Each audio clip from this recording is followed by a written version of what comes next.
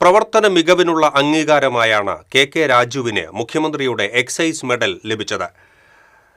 Chalakudy excise assistant ഇൻസ്പെക്ടറും വിമുക്തി കോർഡിനേറ്ററുമാണ് K Raju.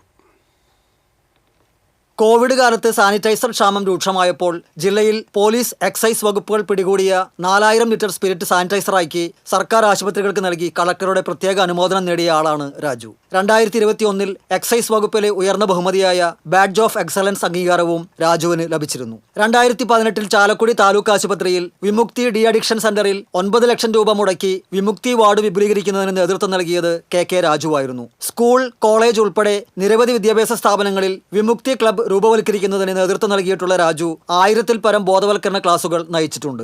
ജില്ലയിലെ ആദിവാസി ഉന്നതികൾ കേന്ദ്രീകരിച്ച് സ്വയം തൊഴിൽ പരിശീലനം, ലഹരി പ്രതിരോധം, കായിക ഉപകരണ കിറ്റുകളുടെ വിതരണം, കൗൺസിലിംഗ് എന്നിവയും നടത്തിവരുന്നു. ചിറ്റിശ്ശേരിയിലെ ലഹരി വിമുക്ത കൗൺസിലിംഗ് സെന്റർ ഉപദേശക സമിതി അംഗമായും കാവല്ലൂർ കവിത ആർട്സ് ആൻഡ് സ്പോർട്സ് ക്ലബിന്റെ പ്രസിഡന്റായും പ്രവർത്തിച്ചു വരികയാണ്. TCV പുതുക്കാട്.